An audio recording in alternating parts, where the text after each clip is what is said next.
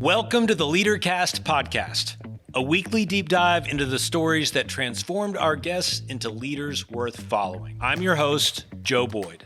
If you've been enjoying the podcast, thank you so much for being a listener. One simple thing you can do to help us out is give a review wherever you listen. You're going to want a massage after this episode. Today's guest is Brittany Driscoll. She is the co-founder and CEO of Squeeze Massage. She's disrupting a whole industry, and she has some really practical advice of what you should do the second you wake up tomorrow morning. Check it out. Brittany Driscoll, welcome to the LeaderCast podcast. Super excited to have you. Thanks for joining us. Thanks so much, Joe. I'm really happy to be here. I need a massage.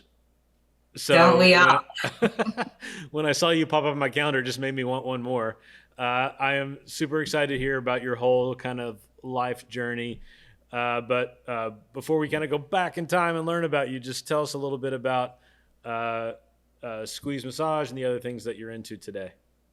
Yeah, absolutely. So I am the co-founder and CEO of Squeeze, which is the brainchild of my business partners and Drybar founders, Michael Lando and Ali Webb. I had the pleasure of running marketing for Drybar for several years and got a chance to partner with them to start this new concept. And we're really looking at disrupting the massage space, essentially creating a luxurious experience at an affordable price point. And we've got technology and culture as kind of the anchor aspects of our experience. And we've got over 80 locations in development across the country. So it's been a wild ride, started pre-pandemic and had all sorts of ups and downs to get to this point, but very excited to be scaling a wellness concept and something that's hopefully bettering other people's lives. And to that point, I also run a service agency called the Feel Good Company, and we support two other wellness brands. One is called OK Humans. It's in the mental health space, really meant to make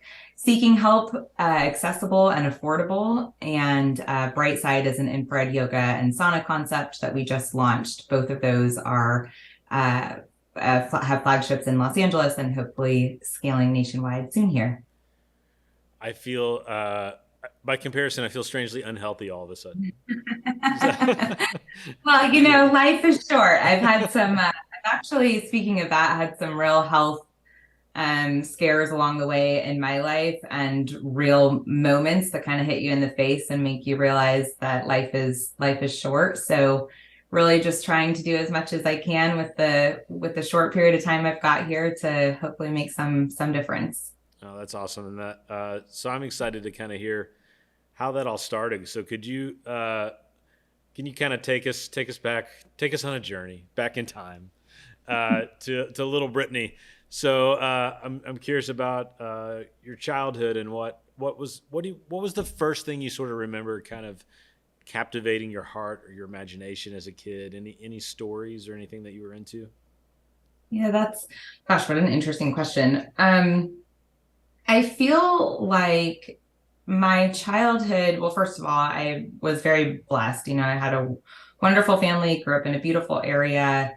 But when I look back on kind of the themes, I would say that I always was very curious and constantly seeking challenge, which I think is a common theme in my entire life. And I guess what I mean by that is, in fifth grade, I wanted to be the culmination speaker. And in middle school, I wanted to try out for drama and became, Cinderella in the Cinderella play. And in high school, I was always a swimmer growing up and did decent at that. And my high school didn't have a swim team. And so I decided to join the basketball team at 14, having never dribbled a ball in my life. And the only thing I could really do was I had a decent corner jump shot, but otherwise stumbled my way into, just pushing myself. And I think when I look back on that, I'm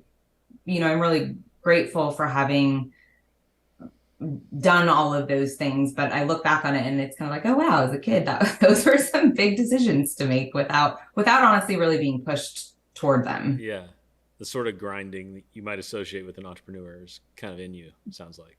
Yeah. And my basketball experience in particular was the unique one just because I wasn't a great player at all. And I still managed to become captain of the team. And I think that I look back on that and I realize, same with where I'm at today. I'm definitely not the smartest on the team, and I don't know everything, but I figured out kind of my place in motivating people and identifying, the right people in the right seats type of thing. So I'm grateful to have had those challenges really early on, because I think it taught me, you can really do anything if you put your mind to it.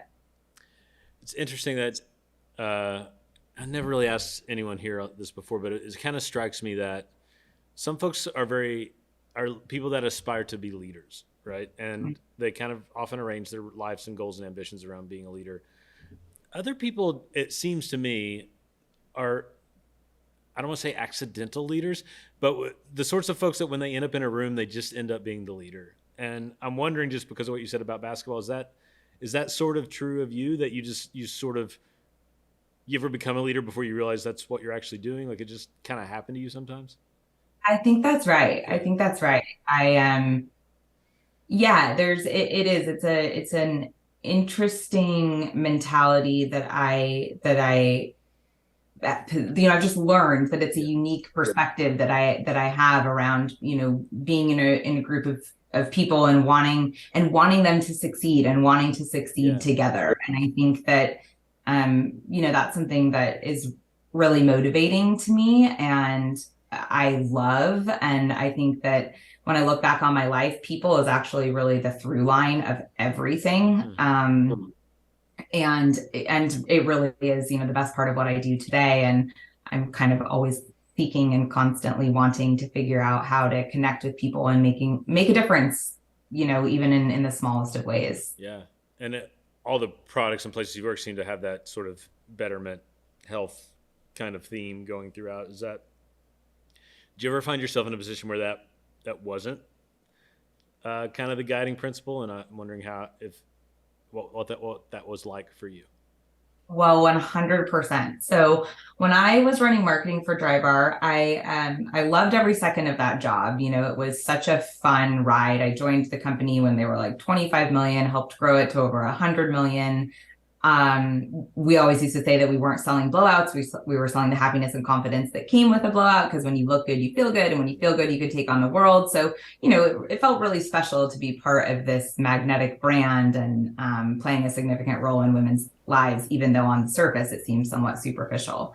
But I honestly ran myself ragged. I didn't take care of myself. I was traveling a ton, not eating well, not working out. And I actually had the second kind of health scare in my life. The first was I was actually diagnosed with melanoma at 25. So nothing like getting a life-altering, diagnosis that young to really put things in perspective. But flash forward 6 years later, I was in Miami. This was towards the end of my time with Drybar, and I slipped a disc. My L5S1. I'm sure a lot of people can relate and know this feeling, but I had no idea what was going on. I actually had this thing called leg retraction, where your leg pulls itself back into your body. It's essentially trying to, offset what's going on in your lower back. I ended up in 3 different emergency rooms. I was on bed rest for 6 months. It took me 2 years to get me back into any semblance of health or strength and back into a fitness routine.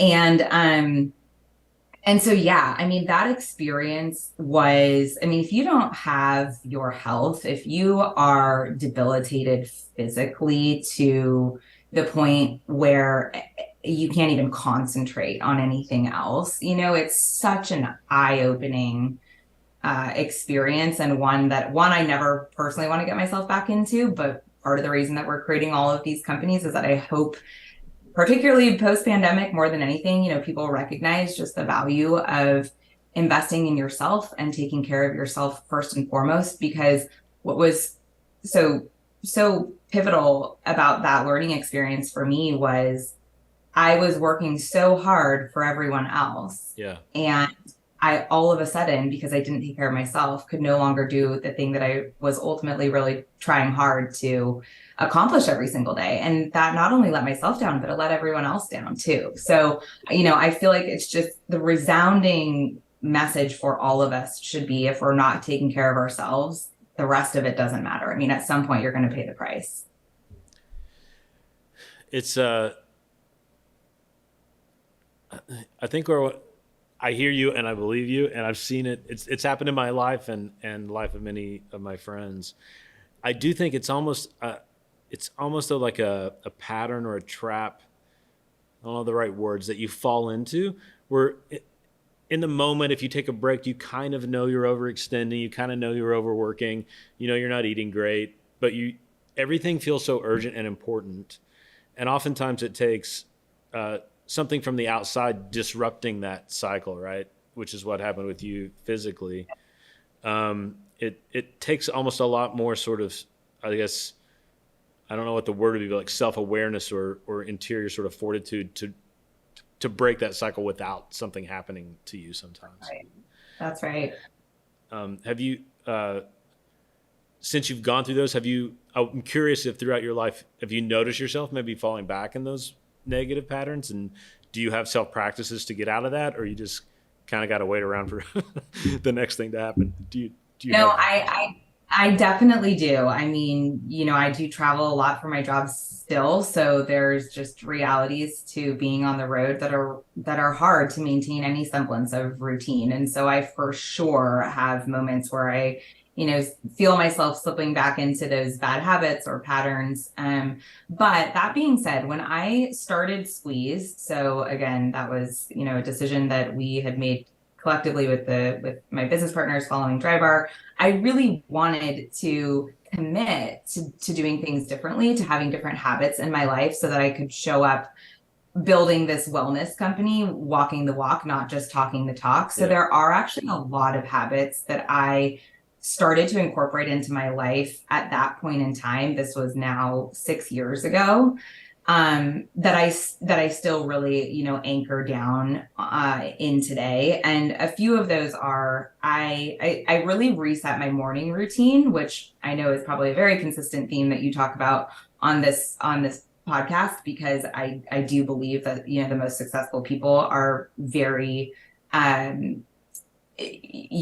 adamant about their morning routine and starting off their day right. And so some of the things that I started to incorporate were a gratitude journal, because your brain processes information differently when you are actually writing something down versus just thinking about it or typing it. And so that's a practice that I do. And then I write 3 to 5 things from the past 24 hours, which is the second thing that I think is really important. The recency piece really, one, helps you to remember that no matter how hard things are or whatever it is that you're facing that is challenging at the moment, they're still good. And then 2, because you're looking at things, most recently, your brain is trained essentially to start looking for the good every single day throughout the day. And I've been doing this now, again, not 100% consistently, to your point, because we all have a tendency to fall back, but like pretty consistently for the past 6 years. And it really has helped shape my mindset in such a powerful way. So I just can't recommend that enough. The other things that I started to do were, working out as much as I could, at least 4 times a week, if not 5 to 6. And for me, that includes everything from yoga to a HIIT workout to I took a walk this morning for 30 minutes outside in the fresh air. I take athletic greens every single day. I travel with them, and I swear I don't get sick, knock on wood, for the most part. And I think that that's a huge part of it. We can't get all the nutrients that we want in our food, especially when we're traveling. So for me, that's kind of a secret sauce. And then the last thing that I'll say too is building a business in particular and leading teams is so incredibly challenging. And so I've just made a point to find and cultivate relationships with other women in particular, but people who are doing the same thing as me, and just having really honest, vulnerable conversations that make me feel that I'm not alone, and that, no matter how good their lives look on social media or how big their businesses are, they're still struggling with the same things. And I think it's like, if you can keep those conversations real, you're grounded in just a different way. I love all that. That's incredibly practical. And some of our folks really love lists. So I think I heard three things. Help me out. If this, I don't know if you were good at tests in high school, but the first one was a gratitude journal. And when you said focus on the recent, you're saying you're primarily looking at the last 24 hours and what are you grateful for that has recently happened, right? And that kind of sets your perspective Exactly. for the day. The second one sounded like basic kind of physical fitness, health, working out, athletic greens. Get some sweat on. Yes. Kat Cole was on our podcast. She's the CEO. Yeah. Yeah. I love that. She's awesome. I was hoping for some free athletic greens in the mail, but they haven't come yet. I'll tag. And the first person. I actually am decent, friends with her, so I'll make sure you get there some. you go. Send her. Maybe we both text her after this. I'll get my. I'm just kidding. I never asked. And then true relationships was the last one, right? Folks you can be kind of authentic with.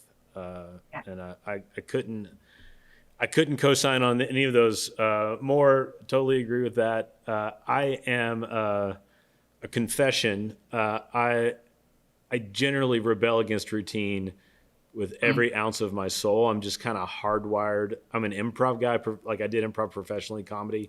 And I love the whole idea of life is improvised and we'll do it in the moment. And that served me well a ton. But what I've learned as I've gotten significantly older and more mature is that I really have to, more than some folks, go against that grain in me that wants to kind of improvise all the time. And those routine, I'm way healthier. I'm a way better person if I can work routines into my life, even though I'm the sort of person that doesn't like. Nothing makes me happier than like an open calendar. No, I'm the exact same way. And it would actually be interesting to talk to people about that. I wonder what percentage of people just naturally love routine and it comes so easy to them versus those that have to remain disciplined to do it, which is 100% me too. Yeah. I mean, I think that I love part of the reason I love building companies and I've kind of always had an entrepreneurial spirit. Like I love the chaos of the unknown. I love the fact that my day is different every day, that we're figuring it out, that there's no clear, roadmap, if you will. That's kind of what gets me going. I don't know, it's probably masochistic in some way, but I hear you. I'm the exact same way. It's like I've learned that discipline and routine are so critical to being able to show up and do those things. And so it's a constant battle for sure. I'm curious. So let's talk about just your sort of daily leadership kind of journey. Is it fair to say you've been in more entrepreneurial mode, I guess, the last 6 years or so? Usually that means leading a different kind of team than you might have led at your previous place. Is that fair? I'm just curious, how has your actual day-to-day as a real life leader, waking up in the morning, sort of shifted as you are in more of an entrepreneurial space now? Yeah. Well, I started my career in marketing and advertising. So I spent about the first decade in agencies and managed teams from project managers to strategists to, kind of peripherally creatives. And so I've always kind of worked in a very entrepreneurial type of environment, very creative environment. Certainly when you work in marketing and advertising and you're actually working in an agency, everyone speaks the same language. Everyone understands the power of brand, the power of consumer behavior, and so I think that for the very early part of my career, or I should say most of my career, because even at Drybar, I went in and ran marketing. So my entire team, of course, were creatives and marketers. It was managing like-minded people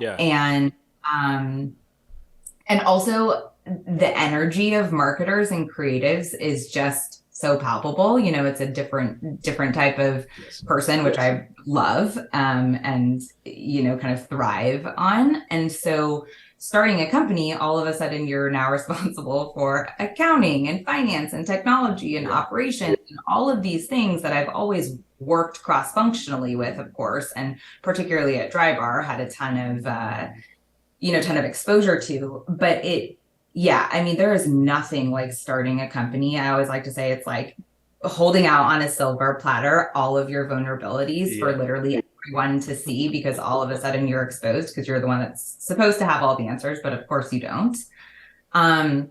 So I think for me, my more recent leadership experience has been the most humbling experience of my entire life. Yeah. Because I was no longer, the expert and or surrounded by like-minded people. At least as it relates to the output that we were creating, I was now responsible for hiring a group of people that had experience that I don't have at all, that I never have had familiarity with, and trusting that they know better than I do. And 100%, almost everyone on my team does. Yeah.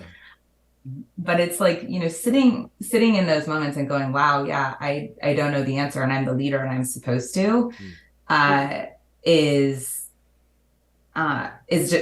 been a constant reminder of how fortunate I am to have the people that I do around me, because gosh, do I have so much to learn still. I'm curious, did you have specific moments when anytime someone says they were humbled, it's my whole life story, so I totally latch on.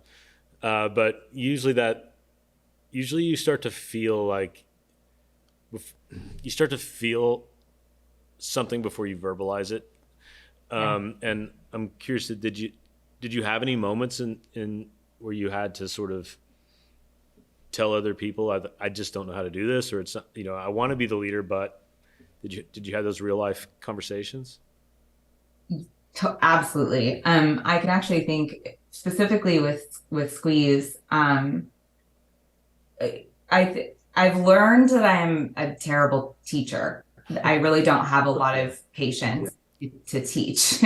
I have always hired people that, again, previously, had expertise in their particular field and managed a team that I would set the vision and they could run with it. And obviously when you're starting a company, you don't have access to the resources that you have within a corporation. And we were training our initial Studio City team, teaching them not massage therapy, of course. We hire licensed massage therapists, but essentially how we wanted the flow of the operation of the shop to go. And I had put together some thoughts on how I thought we should go about doing that, and realized very quickly that I hadn't created any type of tool that would help anyone learn what was in my head. Yeah.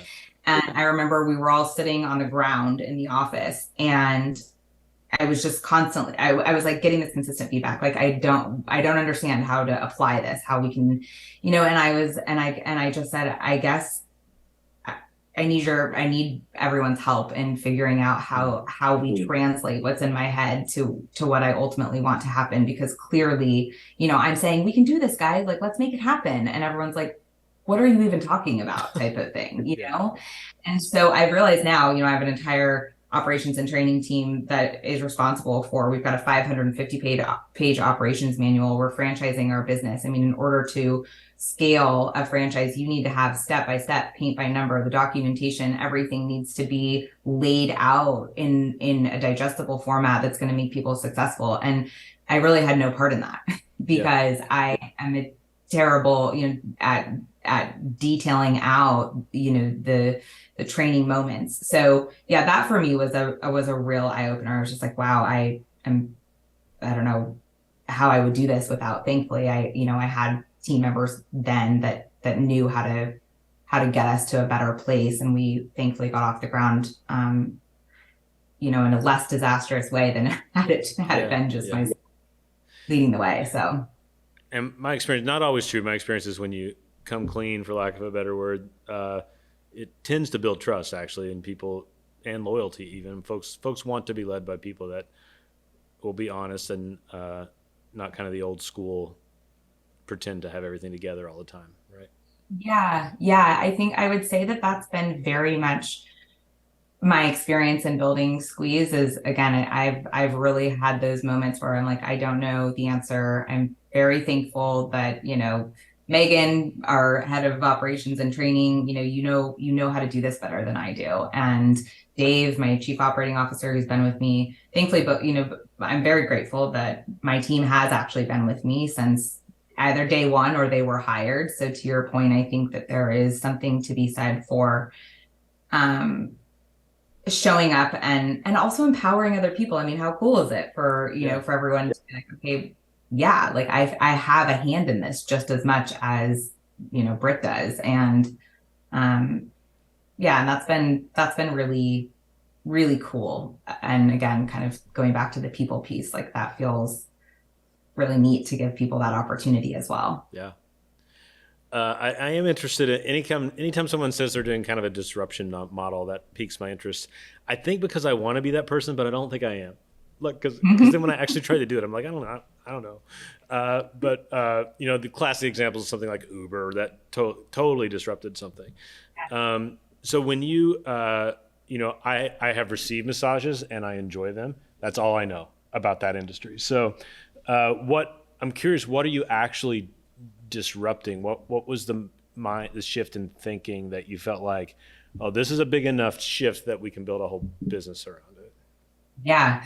So it's funny that you mentioned Uber, only because the way that I think about Squeeze is what Uber did for transportation, what Airbnb did for hospitality, what Postmates did for food delivery, even, what Drybar did for the hair care industry. We're taking an ingrained behavior and we're just creating a better experience around it, a modern brand and a convenient and personalized way to experience massage. And the way that we view the landscape is, on one end of the spectrum, there's the low end discount chains, which I always like to say, to their credit, made massage accessible to the masses and really created this category 10 to 15 years ago. And on the flip side, you've got high-end hotels and spas, which are lovely, but really unattainable for a regular routine experience. And so what we've done, similar to Drybar, is we've brought in that sophisticated, high-end, luxurious experience at an affordable price point.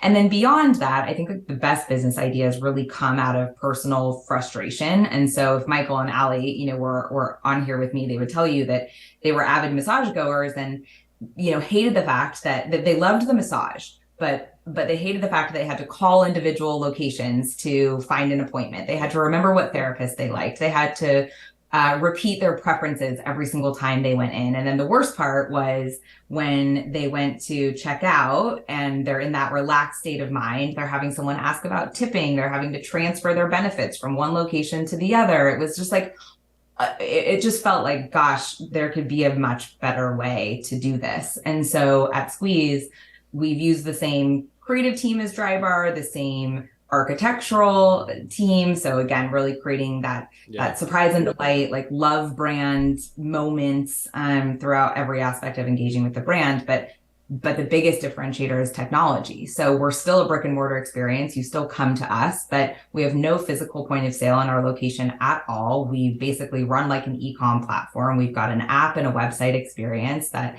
enables our guests to not only book an appointment on their preferred day and time, but they can read therapist bios, select which one they want, to book with.